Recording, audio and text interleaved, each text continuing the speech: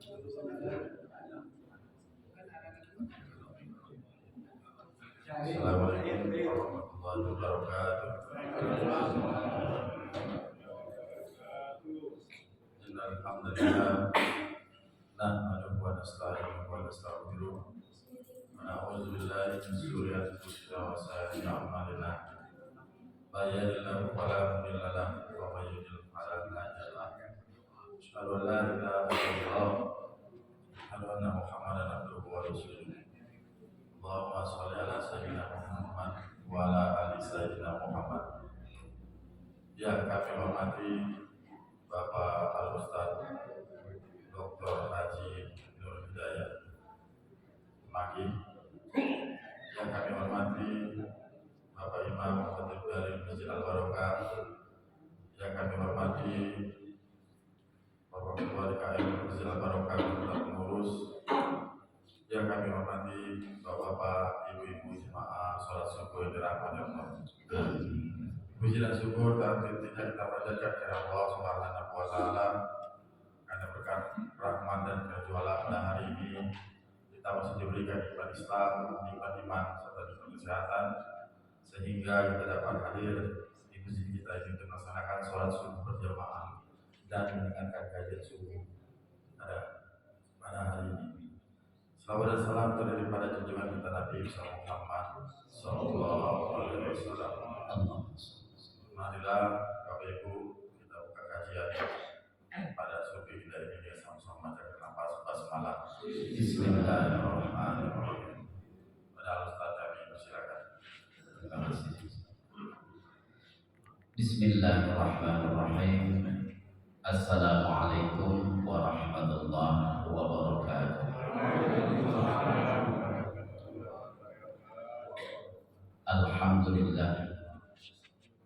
Alhamdulillahilladzi anzala ala 'abdihil kitaba wa lam yaj'al lahu 'iwaja.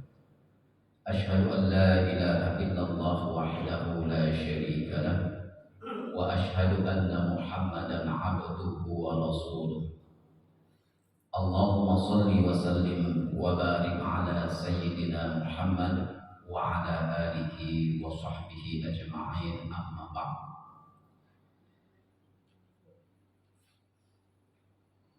Bapak Ibu para jamaah yang dirahmati oleh Allah,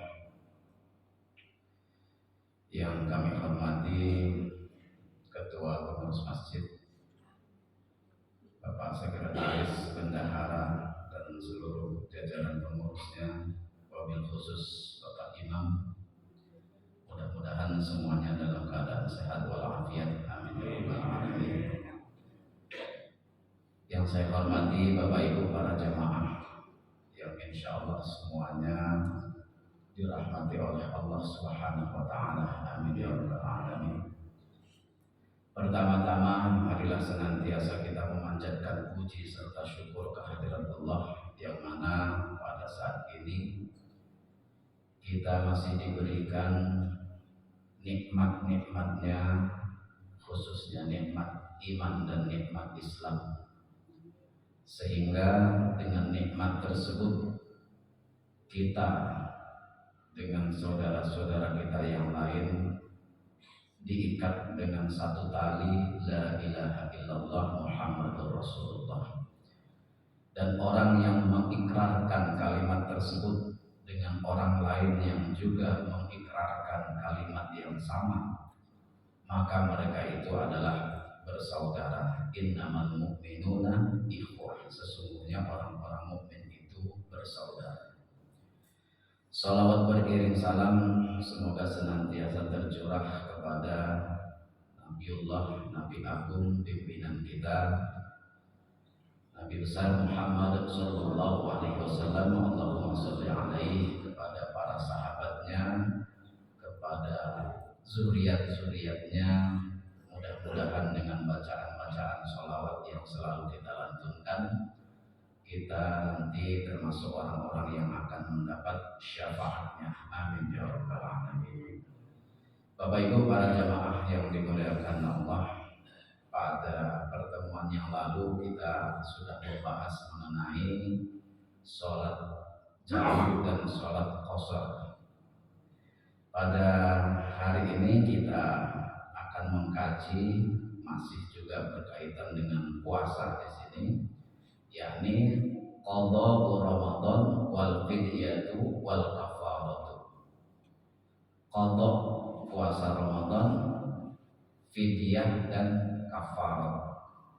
Apa yang dimaksud dengan ini dan siapa-siapa yang dibolehkan untuk mengqadha fidyah atau kafarat.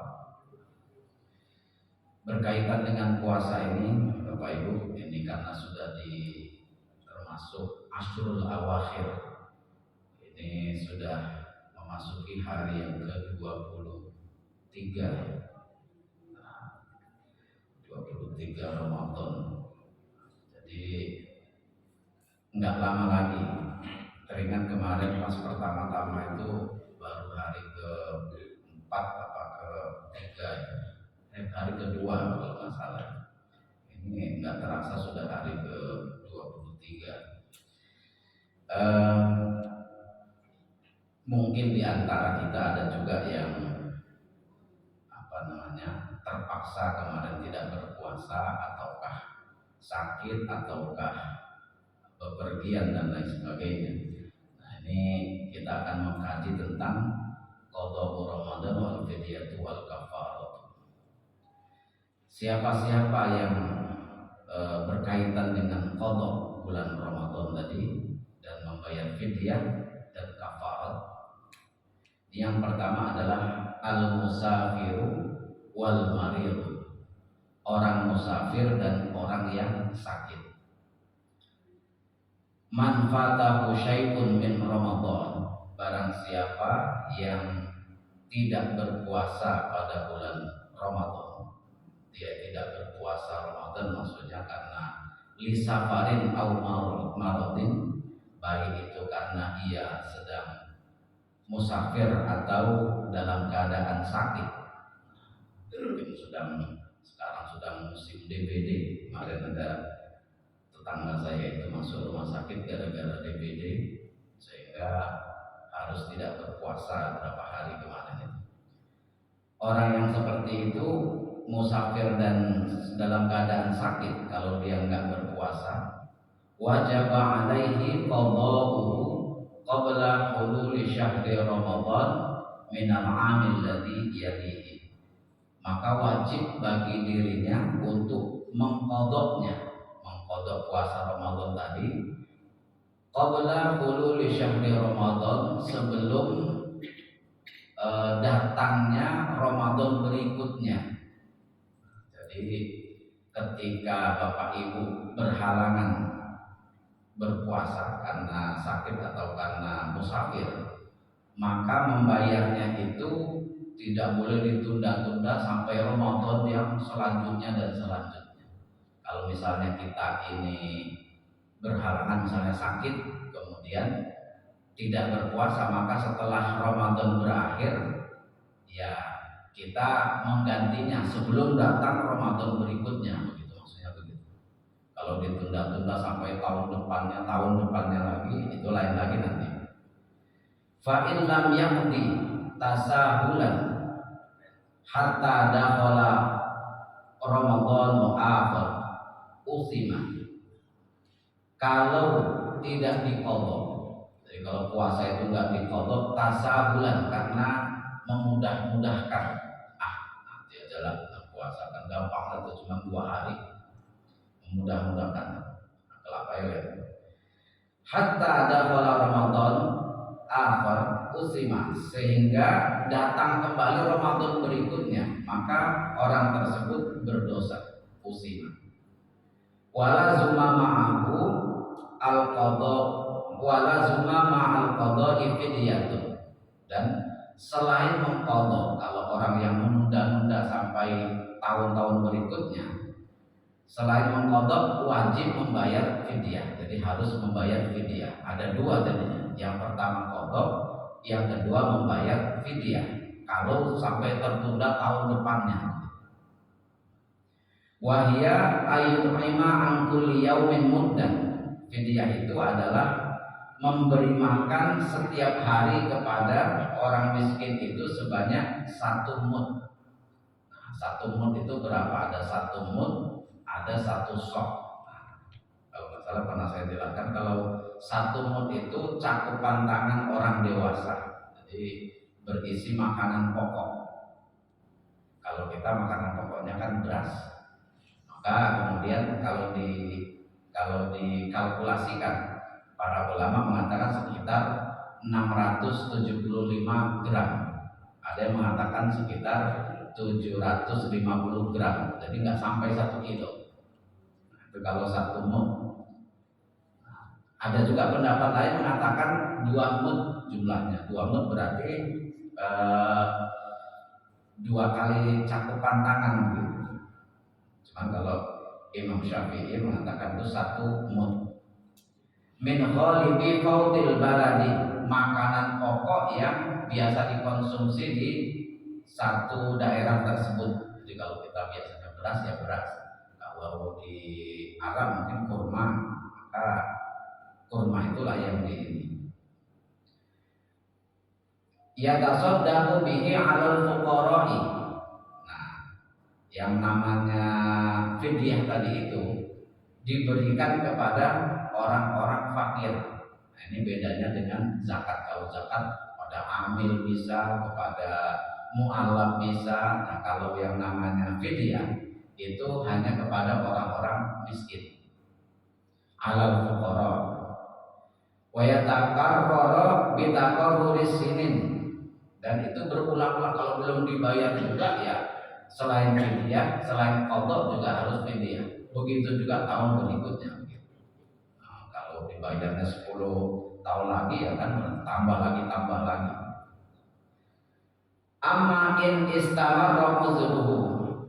Adapun kalau seseorang itu uzurnya itu berlangsung terus-menerus.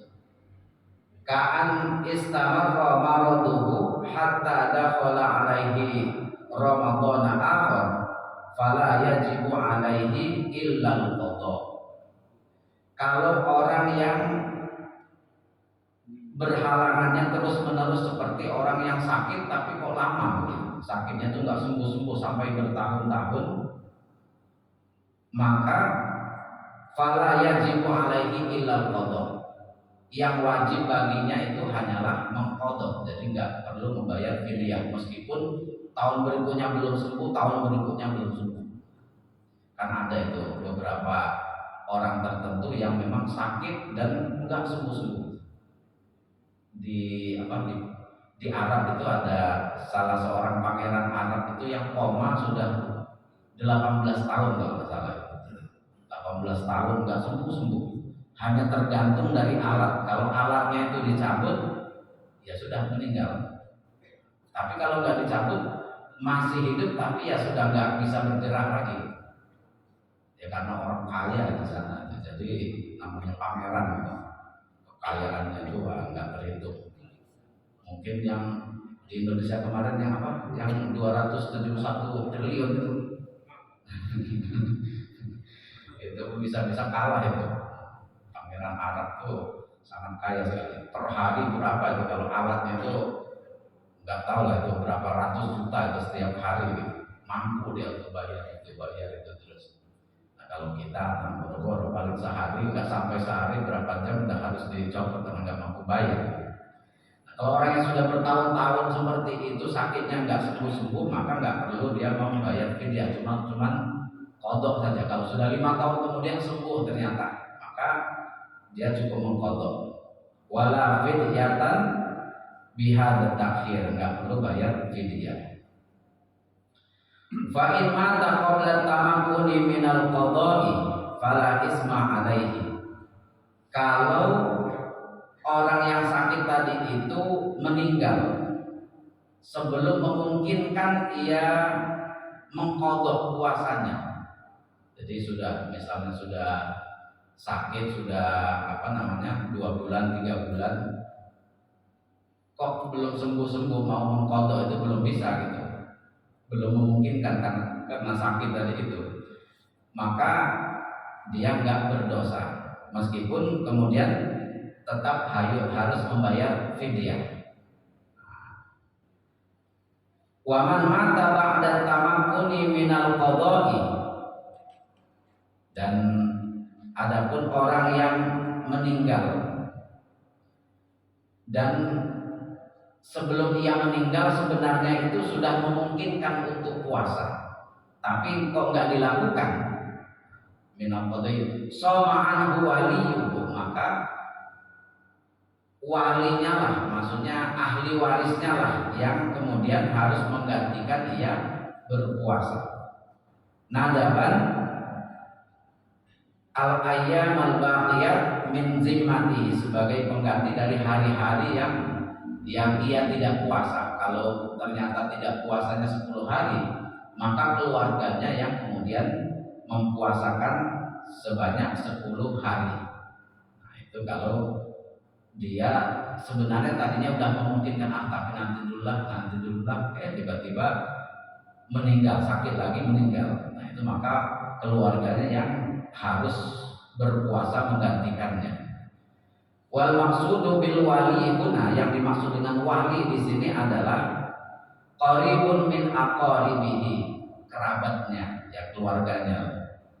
Wa dalilu dzalika ma rawahu al-Bukhari. Ini dalilnya adalah hadis yang diriwayatkan oleh Imam Bukhari, nomor hadis 1851, dan juga Imam Muslim nomor hadis 1147, an Aisyah radhiyallahu anha, dari Aisyah radhiyallahu anha, anna Rasulullah sallallahu alaihi wasallam, bahwasanya Rasulullah sallallahu alaihi wasallam qala, ia bersabda, man mata wa alaihi syiyamun shoma anhu waliyuhu, barang siapa yang meninggal sedangkan ia punya tanggungan puasa, maka walinya lah yang harus mempuasakannya, menggantinya, jadi keluarganya. Ini banyak hadis-hadisnya Bapak Ibu. Juga hadis yang diriwayatkan oleh Imam Bukhari nomor hadis 1852, dan juga Imam Muslim 1148, kalau tadi 1147, ini 1148. An Ibnu Abbas radhiyallahu anhu maqala, dari Ibnu Abbas. Kalau tadi dari Aisyah, sekarang dari Ibnu Abbas.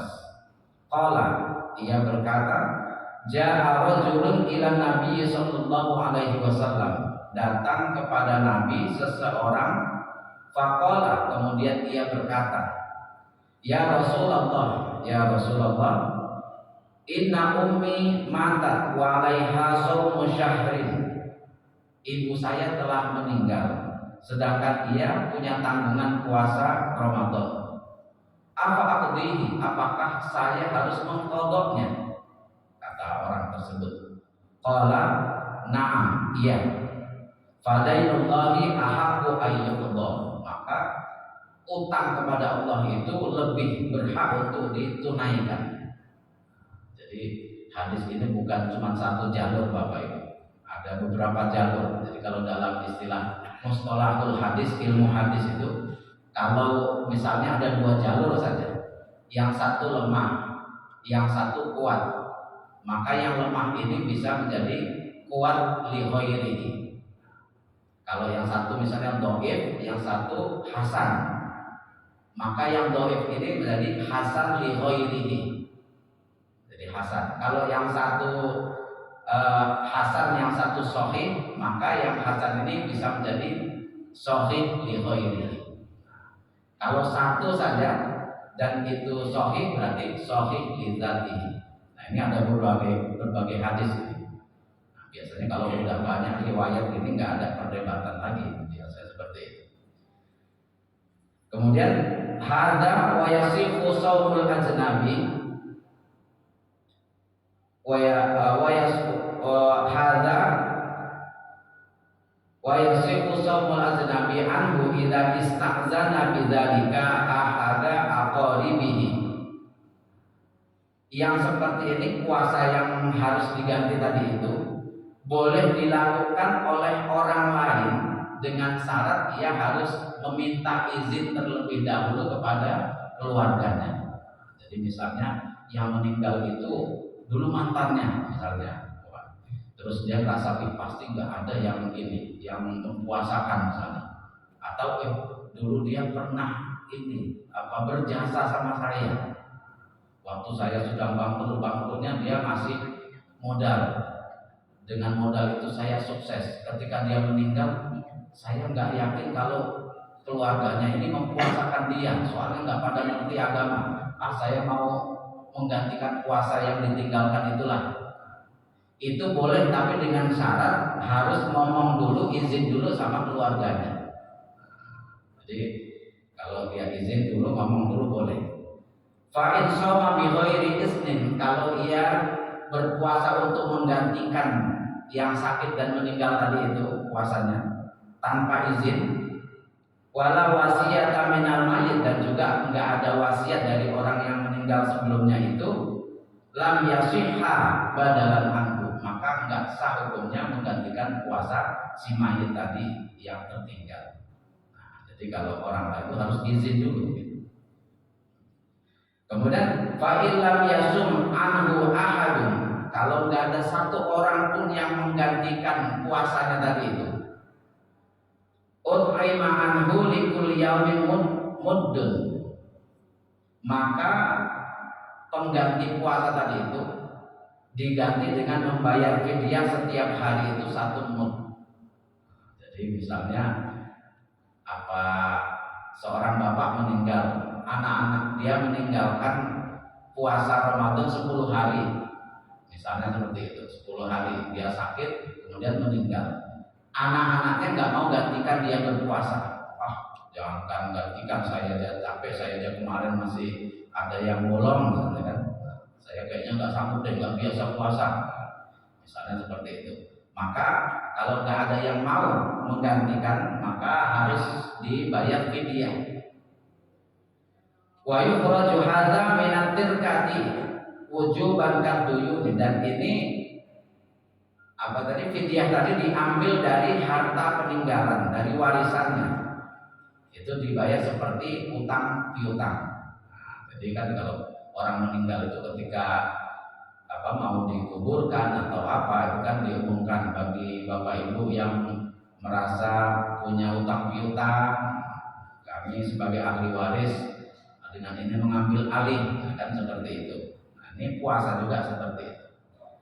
Fa illam yakun lahu malun, kalau orang yang meninggal tadi itu ternyata nggak punya peninggalan, ya orang miskin, nggak punya harta gitu, nggak punya untuk bayar fidyah, jazal ikhraju anhu, maka boleh keluarganya yang menggantikan membayar fidyah tadi. Mungkin salah satu anaknya biarlah saya yang bayar fidyah untuk bapak saya, itu boleh.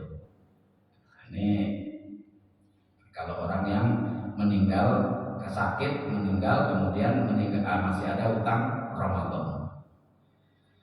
Kemudian yang kedua Bapak Ibu, selain musafir dan orang yang sakit, al-kabirul ajiz, orang tua yang sudah lemah, mungkin sudah 60-70 tahun, ya ada juga yang 70 tahun tapi masih kuat, ada yang 50 tahun nggak kuat lagi. Saya kemarin nengok tetangga di rumah sakit itu ada yang sudah 80 tahun masih kuat, masih ini, jalannya masih tegap, masih rupanya dulu di ngobrol-ngobrol ternyata dulu di IAIN juga gitu, maksudnya udah pensiunan dari situ gitu, jadi ngobrolnya nyambung gitu, bahkan sejarah-sejarah itu tahu gitu. Nah, udah berapa tahun Pak? Umur saya sudah lebih 80, boy, ini seniornya masih ini, itu masih kuat gitu. Puasa masih bisa gitu.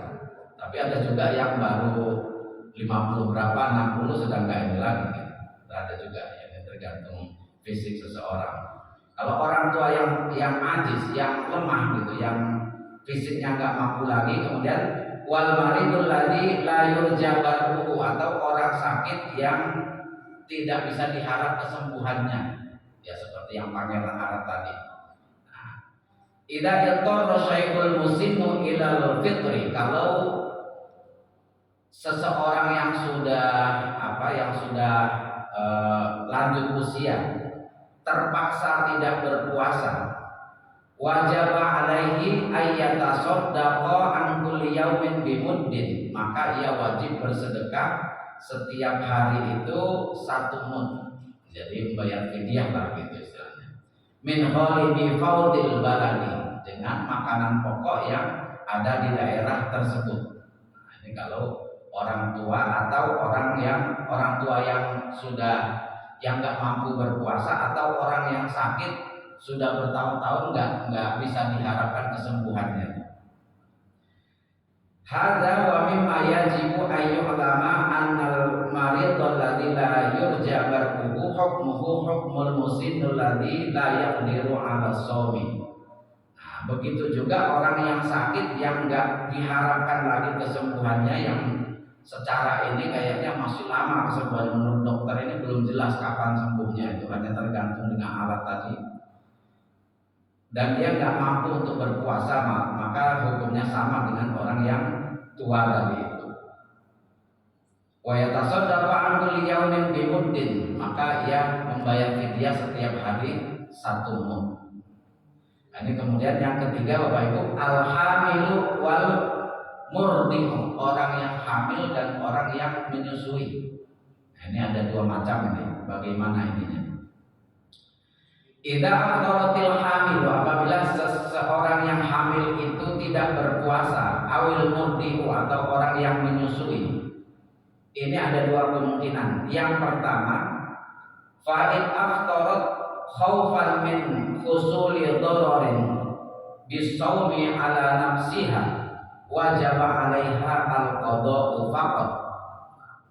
Kalau orang yang hamil atau menyusui tadi itu khawatir akan dirinya sendiri ketika ia berpuasa sehingga dia nggak berpuasa, jadi dia saya itu khawatir fisik saya nanti nggak kuat gitu. Jadi dirinya yang dikhawatirkan sehingga dia nggak berpuasa.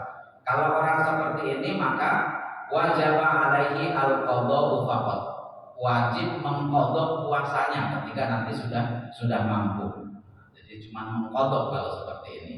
Qabla hululi syahri Ramadan, sebelum Ramadan selanjutnya datang.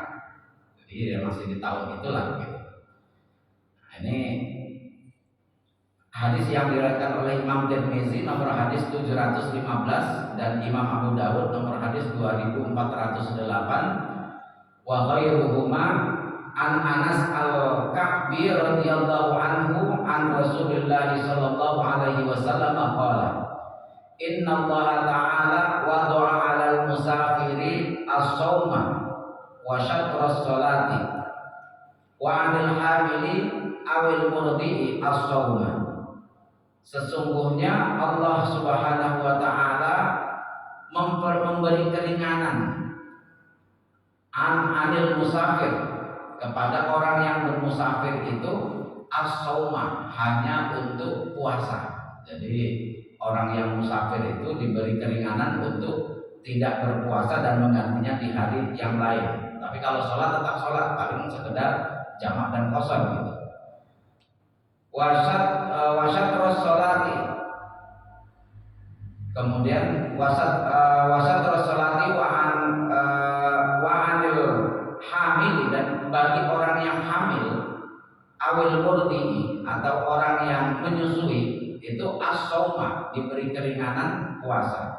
Oh, jadi kalau musafir tadi itu sholatnya diberi keringanan dengan jamak dan qashar dan juga puasanya itu. Tapi kalau orang yang hamil itu hanya diberi keringanan puasanya saja. Jadi kalau orang yang hamil hanya puasa, nggak boleh, saya hamil saya nggak sholat dulu, nggak boleh, atau saya jamak dan qashar karena saya sedang hamil, nggak boleh. Kalau musafir boleh sholat tapi jamak qashar, puasanya juga boleh diganti pada hari yang lain. Ini kalau musafir, kalau hamil hanya sekedar puasanya saja. Yang kedua, wa in aftarat khaufan an tifliha, kalau orang yang hamil dan menyusui tadi itu tidak berpuasa karena mengkhawatirkan bayinya. Jadi bukan dirinya yang dikhawatirkan tetapi bayinya. Nah, saya kalau puasa ini nanti bayi saya ini termasuk termasuk lemah, jadi nanti air susunya kurang, dia bisa berbahaya, cukup berisiko terhadap si bayi tadi itu, maka saya nggak berpuasa, misalnya seperti itu. Jadi yang dikhawatirkan itu bayinya. Kalau yang dikhawatirkan itu bayinya, maka dalam kondisi seperti ini ia selain nanti mengqadha juga harus membayar fidyah. Jadi ada dua macam. Kalau yang dikhawatirkan dirinya hanya sekedar mengqadha, tapi kalau yang dikhawatirkan bayinya selain mengqadha juga membayar fidyah. Ini orang yang hamil berarti. Jadi lalu yang selanjutnya ini tadi kan ada fidyah, kemudian qadha. Nah, ini yang terakhir adalah kafarat. Kafarat meskipun jarang tetapi bukan berarti tidak ada Bapak Ibu. Nah, kafarat yang kita tahu itu orang yang siang-siang puasa Ramadan, suami istri tadi itu melakukan hal-hal yang dilarang tadi. Nah, ini kafaratul iftar fi Ramadan. Ini bagaimana? Kafarat denda orang yang pada siang hari Ramadan melakukan suami istri tadi, hubungan suami istri. Wa ifsadu shaumi yaumin min ayyami Ramadan bi jima'in. yakni melakukan jima pada siang Ramadan tadi, suami istri tadi, bisyaratin dengan syarat ayyakunal mujami'u zakiran li shaumihi. Syaratnya orang yang berjima tadi harus ingat bahwa sedang berpuasa. Jadi kalau lupa, yang namanya lupa itu yang nggak pakai kafarat kalau dia lupa, gitu. Tapi sangat jarang sekali. Iya. Tapi ada saya baca di forum tanya jawab itu ternyata memang ada terjadi.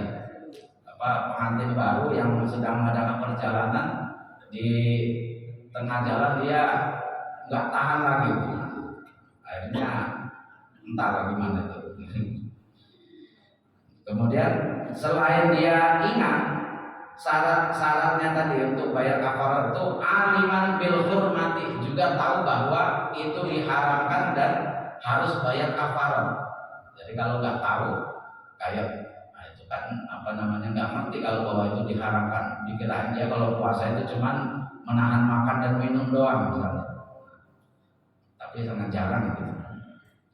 Ya boleh jadi, tapi boleh jadi juga orang yang baru mualaf gitu, misalnya baru masuk Islam, boleh jadi gitu. Kemudian khairu mutarakhisin bisafari, bukan orang yang diberi rukhsah ketika sedang dalam bermusafir.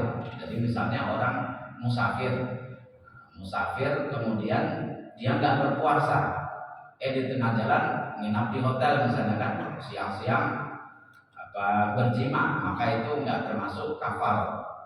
Meskipun ada juga sebagian ulama yang mengatakan itu termasuk bayar kafarat meskipun dia nggak berpuasa. Nah, kenapa? Karena dihormati Ramadan, untuk memuliakan bulan Ramadan. Tetapi mayoritas mengatakan bahwa itu tidak bayar kafarat karena dia memang sedang tidak berpuasa gitu. Faman fa'ala dzalika nasiyan lishaumi, barang siapa yang melakukan jima itu pada siang Ramadan karena ia lupa bahwa ia sedang berpuasa, au jahilan bil hurmati, atau enggak tahu bahwa itu diharamkan, au aftara muta'ammidan walakin bi ghairil jima', atau dia itu makan dan minum saja tanpa melakukan jima', au kana musafiron, atau sedang dalam musafir sehingga dia mengambil rukhsah tidak berpuasa lalu melakukan jima tadi, fala kafarata alaihi, maka enggak ada kafarat baginya. Wa innama alaihi al-qada'u faqat, tetapi ia cuma wajib mengqadanya saja. Nah, ini kalau enggak ngerti bahwa itu diharamkan. Lalu mahya al-kafarah itu apa itu kafarah tadi? Nah, ini al-kafarah itu yakni denda tadi itu. Kafarah itu bahasanya denda itu. Al-kafarah itu allati tajibu bi ifsadi shaumin hiya itqu raqabatin mu'minatin. Kafarat akibat melakukan jima pada siang hari puasa tadi itu adalah itqu raqabatin mu'minatin, memerdekakan seorang budak. Kalau dalam bahasa ini itqu raqabatin mu'minatin, budak wanita, tetapi bukan berarti wanita saja, pokoknya seorang budak. Ai nafsin roqiqatin zakaron kana ambunsa, atau seorang budak baik itu laki-laki atau perempuan. Fa illam yajid, kalau tidak ketemu, aulam yastati, atau tidak sanggup, tidak mampu, fasyamu syahraini mutatabi'ain, maka ia wajib berpuasa 2 bulan berturut-turut. Nah, ini yang membedakan ini. Jadi kalau sekali saja, misalnya 2 bulan itu kan 60 hari misalnya, atau kalau 29 hari taruhlah berarti 58 hari gitu. Hari ke 57 ternyata batal, ulangi lagi dari nol lagi. Nah, kayak minum obat apa namanya? Obat TBC 6 bulan tadi itu kan, sekali ini dia ulang lagi gitu. Ya. Makanya kalau beda dengan puasa Ramadan harus setiap hari niatnya tadi itu, karena kalau satu batal ya cuman yang batal itu yang diganti. Tapi kalau ini mutatabi'an berturut-turut. Fa'ilam yastati, kalau nggak mampu, fa'ilam yastati adan fa'in anusitina miskinan likulli miskinun muddun.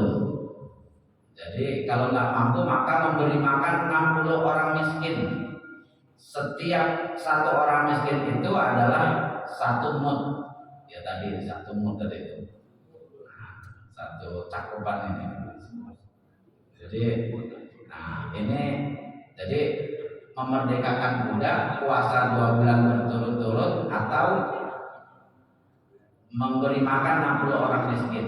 Nah, memberi makan orang miskin ini Bapak Ibu, memberi makan orang miskin itu boleh 1 orang.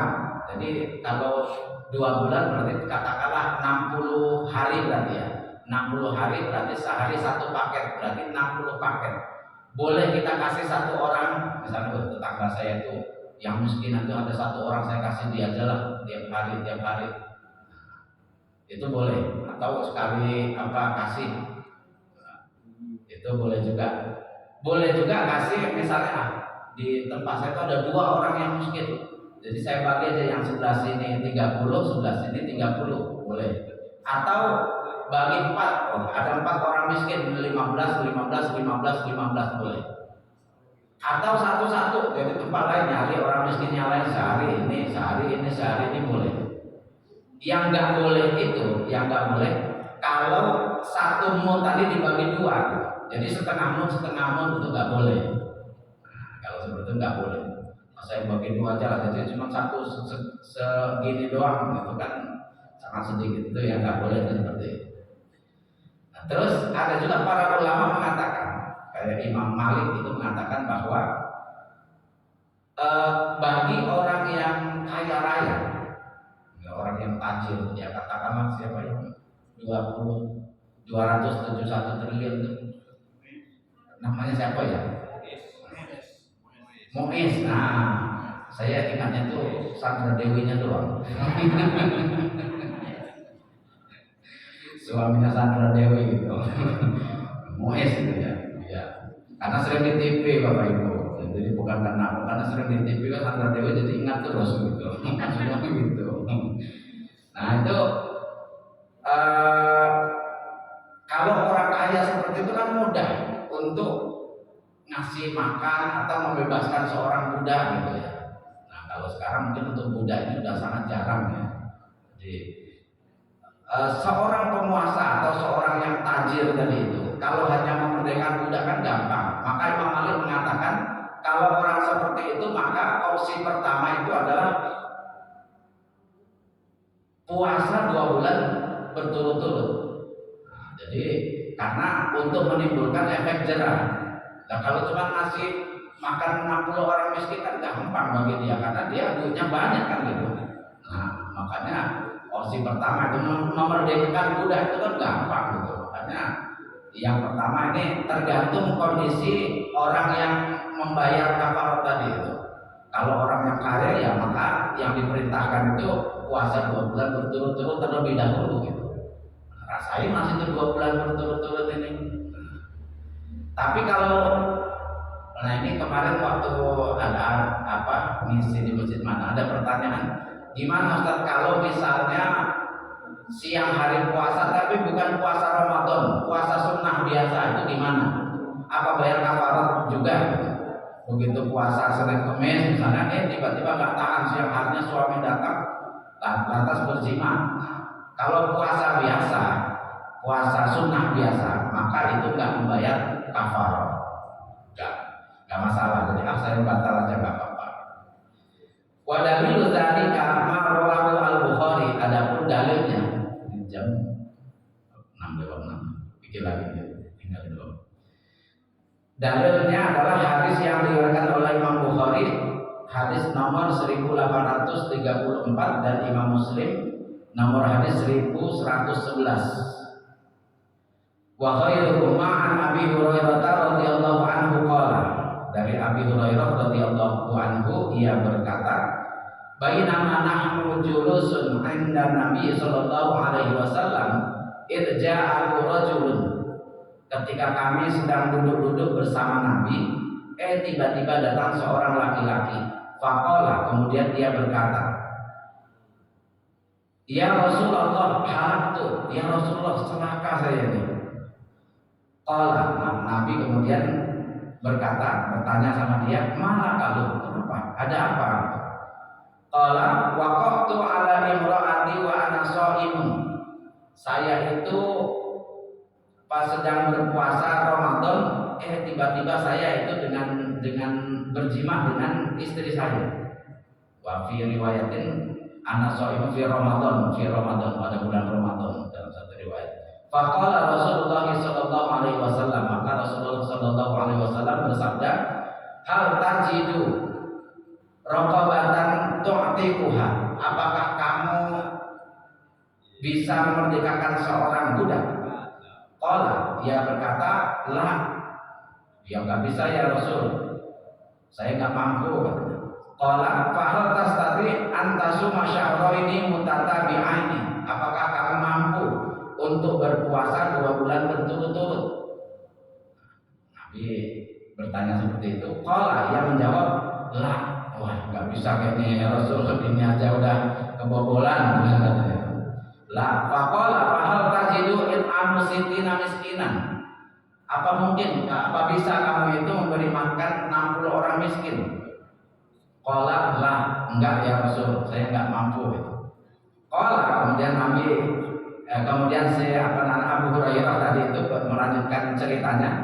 Fama kasan Nabi sallallahu alaihi wasallam, kemudian Nabi sallallahu alaihi wasallam kemudian diam, lagi mikir lah, berapa diam gitu lah.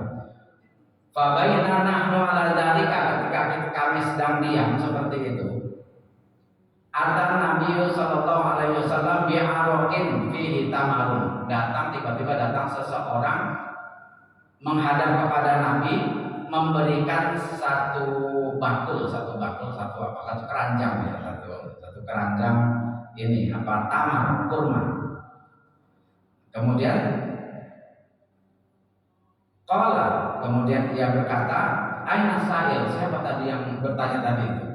Nabi mungkin agak lama ininya diamnya, lagi mencari solusi gimana caranya. Suruh puasa 2 bulan berturut-turut nggak mampu, ini nggak mampu, itu nggak mampu, gimana lagi itu kan. Tiba-tiba ada orang yang ngantar kurma. Siapa tadi yang nanya tadi? Yang apa tadi katanya? Yang jima pada siang hari puasa. Nabi berkata seperti itu. Ana, kemudian yang menjawab, saya ya Rasul.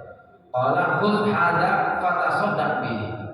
Nih, ambillah kurma ini, sedekahkan kepada orang-orang ini miskin.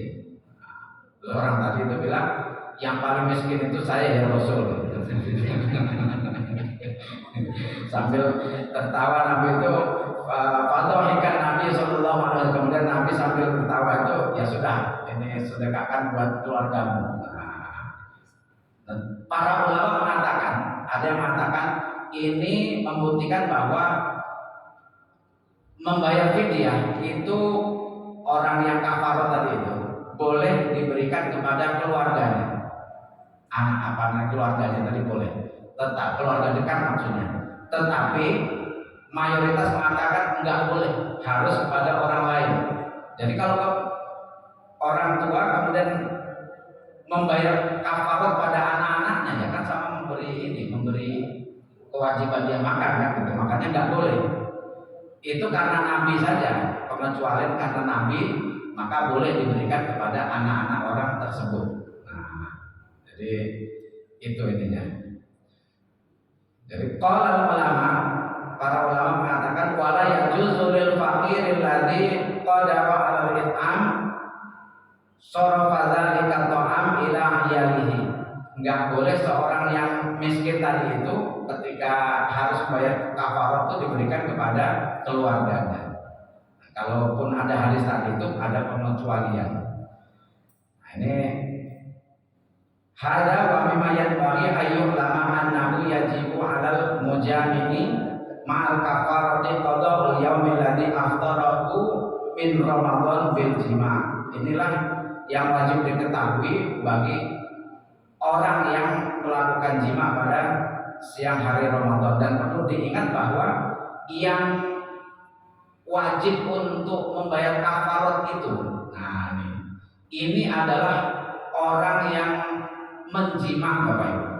Jadi kalau istrinya itu yang dijima kan, itu nggak perlu bayar kafarat. Jadi suaminya saja. Makanya Nabi kan cuma memberikan kepada suaminya tadi itu, bukan dua ini, yang satu dikasihkan kepada ini untuk bayar kafarat buat istrimu, yang ini buat kamu, kan nggak seperti itu. Makanya para ulama mengatakan berdasarkan hadis ini yang menjima itulah. Nah, jadi cukup yang menjima saja gitu. Kalau yang menjima biasanya kan suaminya gitu kan begitu. Nah, ini ada yang mengatakan yang ngajak itu siapa gitu. Nah, itu kalau istrinya. Ada yang mengatakan emang dua-duanya. Yang namanya fikih ini kan banyak versinya, banyak ini kalau masalah buruk ya. Tapi kalau dilihat hadis tadi itu kan suaminya yang dikasih, ini berarti yang menjima itu kan suaminya. Ya. Nah, satu hal lagi terakhir Bapak Ibu. Wa annal kafarata yatakarraru bi takarruril ayyam. Nah, kafarat ini bisa berlaku kelipatan-kelipatannya. Kalau ternyata dia melakukan itu 2 hari, maka yang dibayar itu 2 hari. Dua kali, 2 paket. Paket pertama tadi kan puasa 2 bulan berturut-turut kan, memerdekakan hamba, puasa 2 bulan berturut-turut, atau memberi makan 60 orang miskin. Kalau besoknya melakukan lagi, berarti 2 paket. Tambah lagi 2 bulan lagi berpuasa, jadi 4 bulan gitu. Kalau besoknya melakukan gitu lagi, tambah lagi. Ini namanya supaya takarrubu bi takarruril ayyam. Nah, makanya hati-hati Bapak Ibu. Mantap. Iya. Ya, nah inilah Bapak Ibu mungkin kajian kita pada hari ini mengenai fidyah, kemudian qadha dan kafarat seperti itu.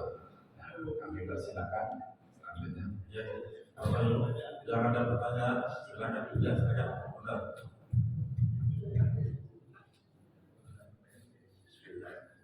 Assalamualaikum warahmatullahi wabarakatuh. Waalaikumsalam warahmatullahi wabarakatuh. Yang pertama, minal izin mohon maaf lahir batin pada Pak Ustadz tapi sekolahnya. Ya Pak Ustadz, kalau orang bilang ini kami dulu biasanya pada dusun katanya. Tapi kami dulu Pak. Mohon izin bertanya Pak Ustaz.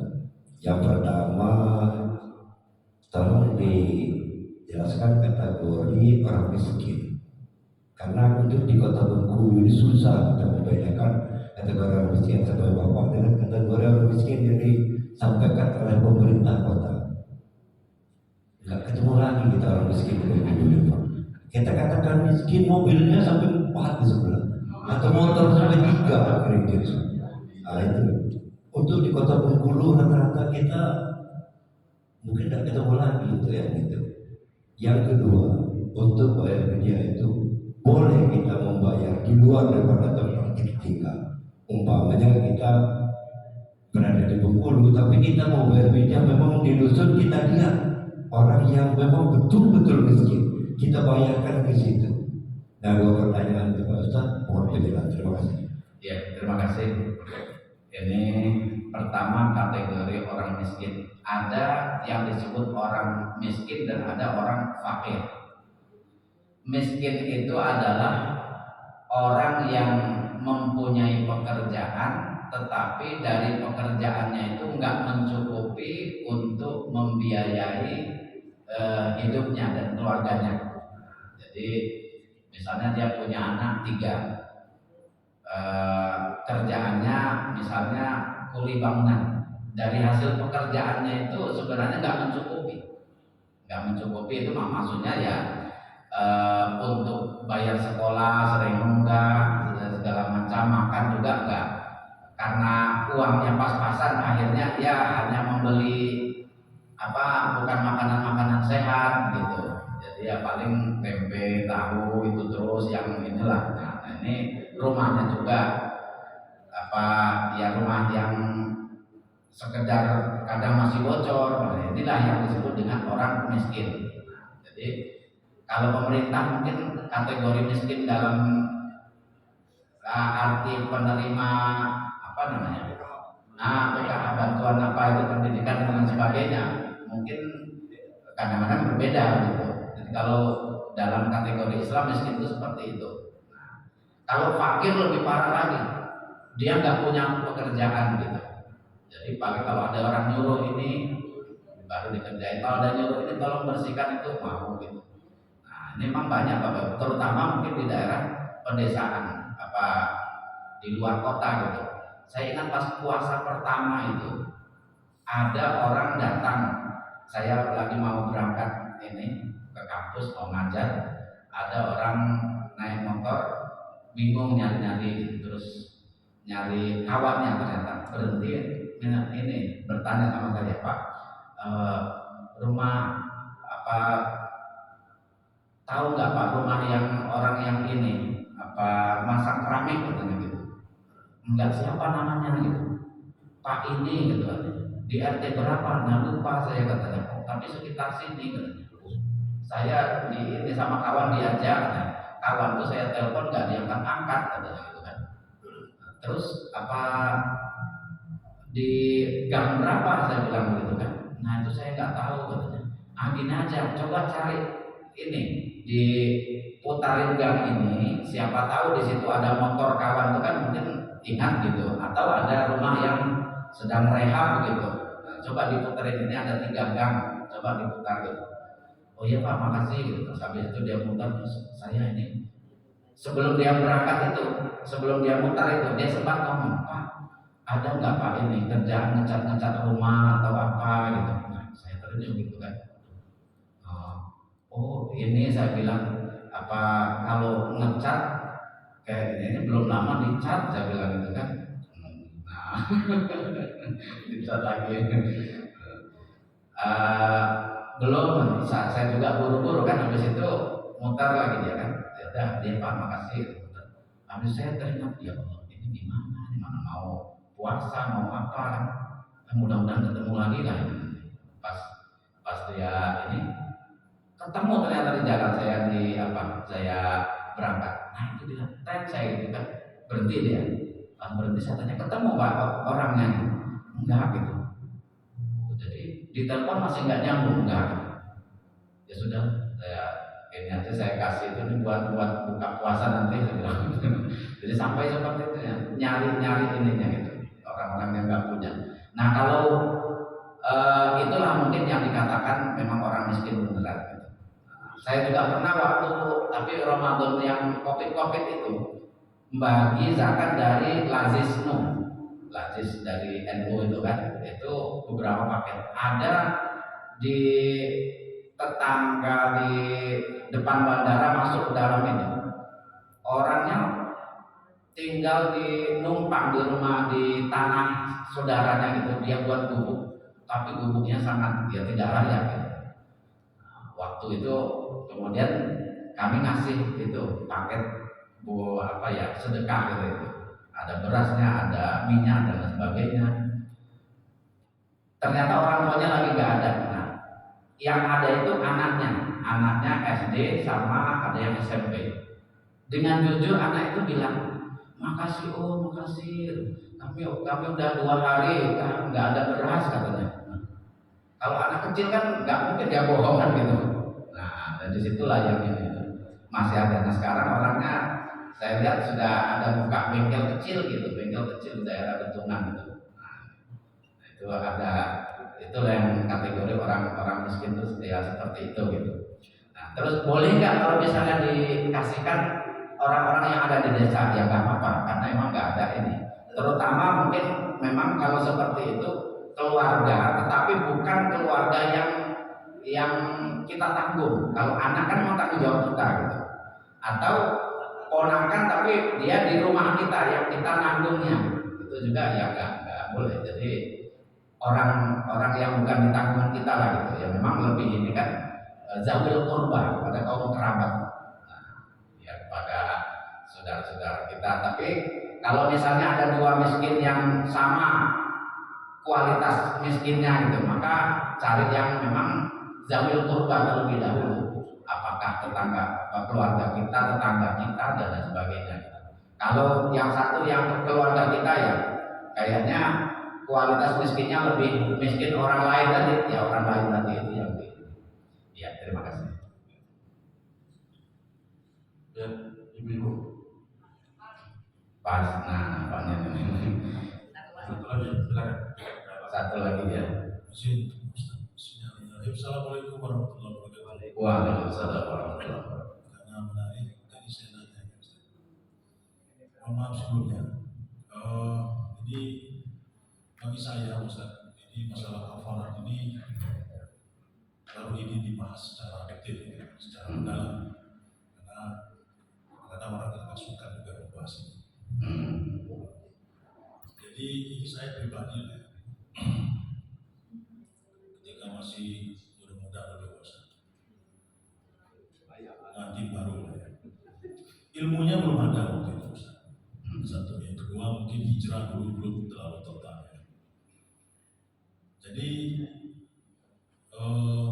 karena ilmunya belum ada, maka masalah kafarat ini belum diselesaikan. Tapi kalau saya dengar tadi dari hadis riwayat, solusinya kan yang paling ringan itu kan memberi makan diri sendiri. Cuman untuk kita alhamdulillah ya salah Ustaz. Karena kita ya alhamdulillah rezeki ada, syukur ya kan. Gak masuk kategori itu. Yang paling ringan solusinya itu adalah memberi makan 60 orang miskin. Pertanyaannya, kita kan nggak ingat ya Ustaz. Nikah 1 tahun, 2 tahun, 3 tahun, 4 tahun itu masih muda, ya kan? Kalau diingat-ingat ternyata bisa jadi setiap tahun itu ada yang berjimpak di siang hari. Kalau jujur bahwa Bapak ini akan mengiyakan juga itu. Dan ini harus ada solusi. Apakah itu boleh dibayarkan sekarang? Karena satu baru tahu ilmunya, kemudian setelah diingat-ingat, kemudian karena ketakutan bahwa ini akan menjadi dosa besar, ya, apakah boleh dibayar sekarang? Karena ini kan sudah lama nih. Ngambil yang teringan adalah memberi makan 60 orang miskin. Kalau Pak Ustadz suruh puasa, Kali 10 hari. Wah, karena dia ini seperti obat TBC misalnya. Kalau boleh diangsur, tapi ini 6 bulan turut-turut putus 1 hari. Demikian pertanyaan. Semuanya, mohon maaf. Assalamualaikum warahmatullahi wabarakatuh. Waalaikumsalam warahmatullahi wabarakatuh. Iya. Sebenarnya kasus seperti ini bukan apalagi zaman dulu masih ini ya, belum hijrah gitu. Bahkan yang sudah ini saja, yang sudah katakanlah sudah ngerti, kadang nggak tahan juga. Saya pernah, sekitar pas ngawas ujian dulu, ujian akhir di SMA di daerah Talu itu bersama dengan ini bareng sama dosen Unik waktu itu. Saya waktu itu memang ya selain di Unik juga di UIN sebelum pindah ke UIN sama total gitu. Cerita di jalan itu kan berdua gitu, satu mobil kami, karena satu jalan satu ini kan, satu mobil. Cerita ternyata ada kasus seperti itu juga. Bertanya dia, di mana nih Pak Ustadz apanya? Ya memang ya wajib membayar kafarat tadi 60 orang miskin. Jadi ya memang itu wajib dibayar. Kita perkirakan aja berapa itu. Sebenarnya nggak terlalu berat. Kenapa? Karena cuman memberi makan satu mut tadi itu kan. Kalau berat itu nggak sampai 1 kilo gitu. Meskipun ada yang kemudian menyamakan gitu, menyamakan dengan zakat fitrah. Kalau zakat fitrah kan 45.000 ya sekarang ya, sekitar 2,5 kilo lebih banyak. Kalau itu nggak banyak, jadi cuma sedikit. Meskipun ada yang menyamakan dengan zakat fitrah, udahlah kalau daripada kurang mendingan lebih. Nah gitu. Jadi kalau mau ini mengambil yang satu mud itu dua ini juga nggak apa-apa gitu. Jadi yang ambil yang 2 mud pendapat yang agak ini juga nggak masalah gitu. Jadi memang ya harus dibayar gitu. Kita berapa dulu ininya. Ya kalau misalnya sulit nyari orang ini ya paling berapa orang miskin saja yang kita ini 30 paket misalnya, ini 30 paket. Kalau merasa dulu kita kayaknya ada 10 hari lah misalnya, yang dikali ya 6 tadi itu kan cuman 1 kilo beras juga kan nggak masalah, 1 kilo cuman sedikit kan gitu. Kalau 60 itu enggak, sebenarnya enggak berat.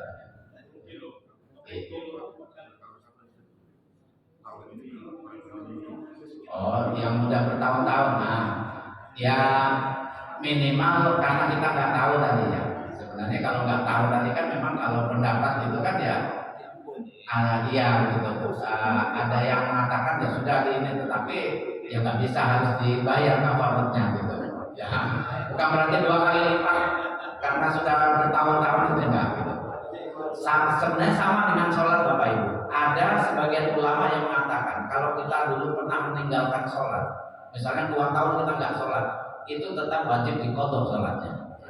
Caranya gimana? Setelah sholat biasa, sholat zuhur biasa, kita sholat zuhur lagi mengqadha yang lalu. Ada yang seperti itu. Karena memang sholat itu nggak bisa ditinggal gitu. Sama dengan puasa begitu juga. Kalau puasa masih mendingan bisa dengan bayar fidyah. Tapi kalau sholat kan nggak bisa. Makanya kalau seperti Gus Baha itu mengatakan caranya yang tadi, kita habis sholat subuh sekali lagi untuk mengqadha yang dulu begitu. Selama berapa tahun kita. Nah, jadi ya misalnya 2 tahun ya 2 tahun kita harus 2 kali sholat subuh, sholat lagi begitu. Zuhurnya sholat lagi begitu. Itu ada yang seperti, ada juga seperti ulama lain mengatakan ya sudah kalau memang kita dulu orangnya nggak pernah mengamalkan agama gitu, ketika sudah hijrah sudah ini ya sudah yang lalu sudah diampuni. Ada juga yang model seperti itu. Jadi ini. Tapi kalau yang puasa ini kan kita nggak tahu yang mana nanti yang di itu. Boleh jadi pendapat yang mengatakan harus diqadha tadi itu kan gitu, sholatnya. Sama boleh jadi puasa ini kan harus dibayar fidyahnya gitu minimal. Jadi fidyahnya kalau saya itu fidyahnya tadi itu. Nah, ya. Terima kasih. Kayaknya ini ya sudah agak siang Bapak Ibu ya. Ya saya juga mohon maaf karena ini terakhir saya Selasa besok Sabtu besok udah berangkat penting juga. Kurang lebihnya kalau ada yang salah saya mohon maaf. Dan saya masih ingat tahun kemarin itu pas ngisi terakhir jadwal saya itu lupa hari itu, saya kira besoknya gitu. Jadi besok saya ngisi di Al-Barakah. Enggak taunya hari itu gitu. Jadi loh, ini hari Selasa ya, saya kira ini masih hari Senin gitu. Jadi nggak masuk gitu. Masih teringat baru ini pasti jamaahnya apa ini gitu kan.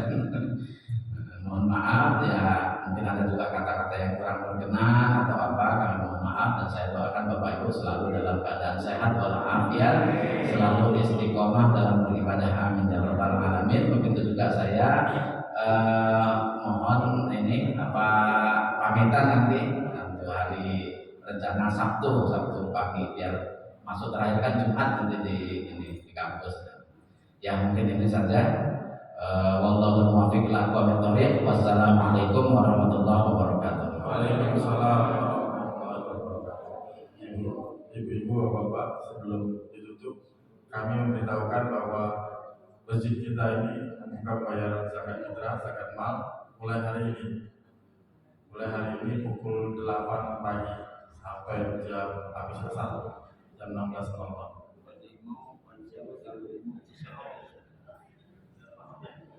Itu saja karena kita tutup kajian pada hari ini dengan sama-sama membaca lafaz hamdalah. Wassalamualaikum warahmatullahi wabarakatuh.